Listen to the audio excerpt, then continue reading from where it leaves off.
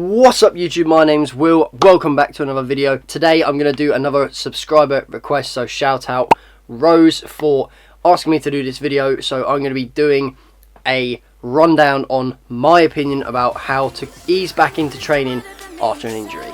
Let's get it.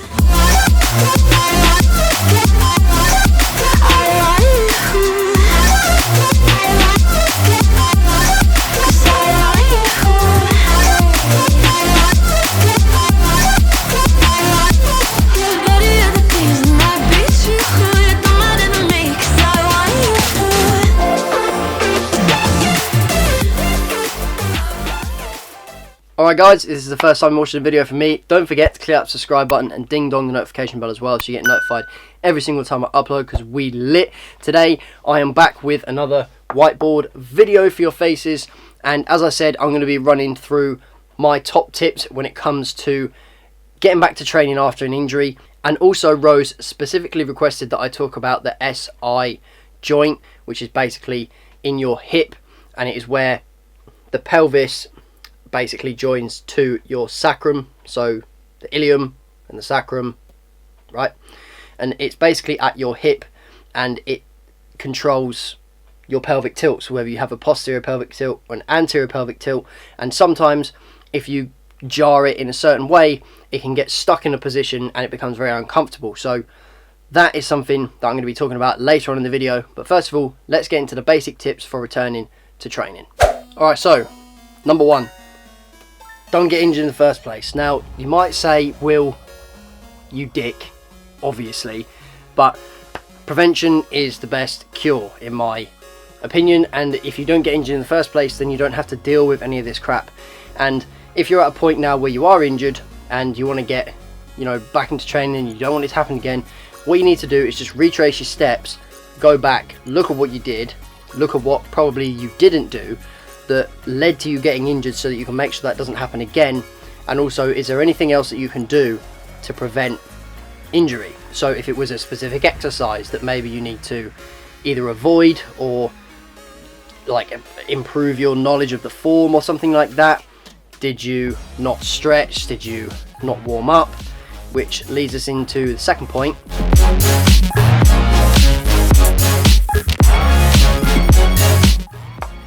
Always do a proper, thorough warm-up.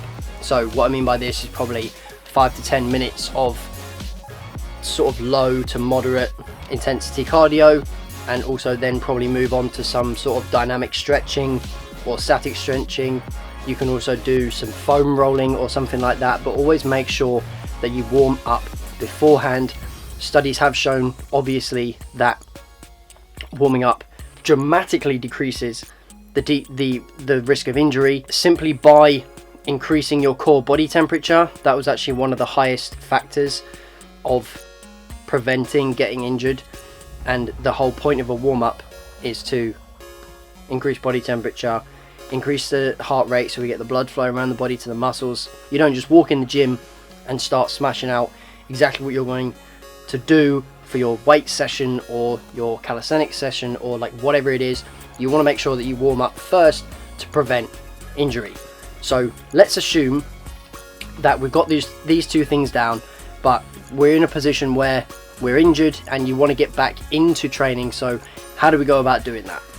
Firstly, I want to make it clear that my advice does not trump advice that you may have received from your general practitioner or a physiotherapist. So I've put here to consult a GP or physio before you get back into training. So if you've had an injury and you want to know, am I ready to train again yet? Am I fully recovered enough to get back into it? Definitely go and at least speak to your GP, but what they will probably tell you is rest, which kind of tying into this point, I do want to add that you do need to give your body time to rest. You need to make sure that you've had enough rest to actually recover from the injury, otherwise you're just going to put yourself out for even longer. So make sure that you do rest, but having said that, you don't want to rest too long, because then you're losing gains, right? So I would personally say consult some sort of physiotherapist, because they will be able to narrow down a little bit more exactly the time frame in which you'll be able to recover from a specific injury, and also they might be able to give you some recovery drills to do as opposed to just rest. So make sure that you consult a professional. Number 4, take it slow. This is really hard for most people, myself included. If I was to sustain an injury, which I have done before with my foot, and I wanted to get back into training straight away, and I tried once I thought my body was recovered enough, and also I've been told by my GP, yep, you're all good to carry on training again. I went in straight at the level that I left, which was a bad move because I inevitably injured the same area again and then put myself out for another couple of months. So you want to go back in at about, I'd say 25% of what you were doing, at least on the first session. 25%, that's all you want to do. You want to slowly creep the weight up if we're talking about weightlifting, or if we're talking about something like running or any sort of athletics or dancing maybe. In this case, which I know that Rose is probably, that's what she's talking about. So you want to do things that aren't as impactful on the joint. So in the case of running, instead of bashing out like an outdoor run or a treadmill run, which is going to be hard on your knees, going to be hard on your ankles, hard on your hips, then you maybe want to start on something like the elliptical machine and then just gradually build up the intensity. Obviously weightlifting's easy because you just keep adding weight to the bar, but you just need to be mindful of not chasing your old numbers too quick, because you're just going to put yourself out again and inevitably fuck yourself over in the long run. So you don't want to do that. In the case of dancing, maybe just try dancing without the high heels, because that is going to be putting your ankle in a bit of a position, and it's also going to stem from your ankle, it's going to go up into your knee and then into your hip because it's putting it in a different position. Also try to avoid dances where there's impact on your lower body, the joints in your lower body. So like jive, for example, probably samba is a good one to avoid. So stick to things like rumba and stuff like that. If this is making absolutely no sense to people who have come here from a fitness standpoint, hello, I dance. That's the thing. So I've actually just thought of a 6th point. Don't just lift. Don't just focus on regaining strength back. Yes, you do need to do strengthening exercises. That may not be the actual lifts themselves. It may be designated exercises that either your physio has given you or that you can research and find out for yourself for your particular injury. You want to do those strengthening exercises, and then also alongside that you probably want to do some more mobility and flexibility work, because the likelihood is in most cases of injury it is lack of mobility and flexibility that has caused the injury in the first place, and it's people trying to go beyond their natural range of motion with too heavy of a weight, etc, etc. That's the kind of thing that can happen. So if that is the case for you, then make sure that you're doing not just strength work, but you're also stretching out, doing mobility exercises, using recovery equipment such as foam rollers and things of that nature.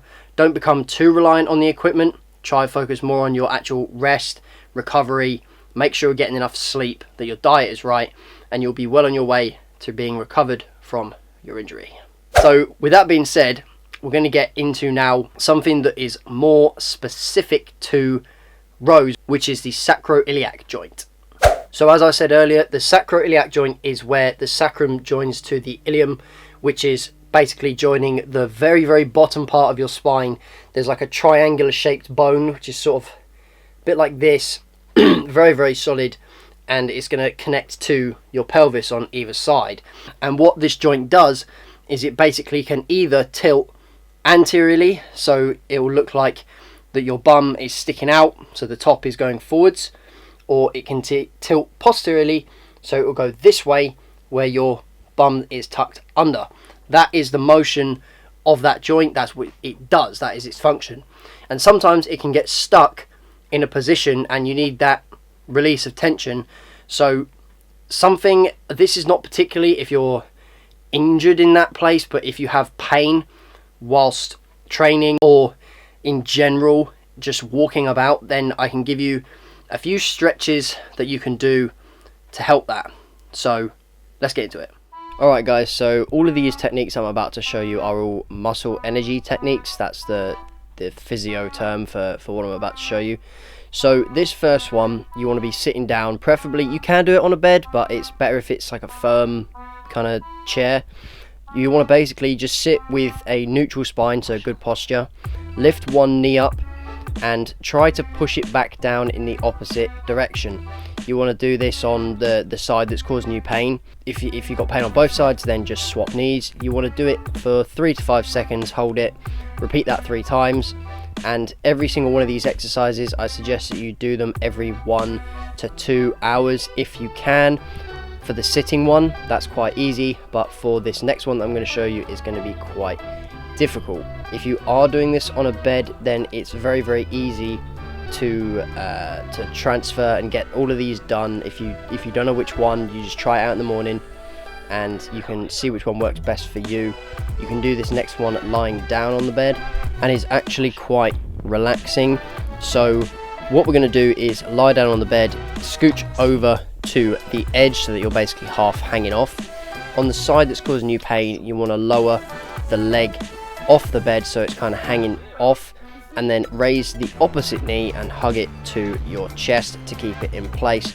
You should feel a nice stretch down the front of your hip, and we're going to be creating an anterior pelvic tilt by doing this. Again, you want to hold 3 to 5 seconds, stop, repeat. If you've got pain on both sides, then just simply swivel yourself around and go the opposite way. The last lying one is another muscle energy technique, as I said.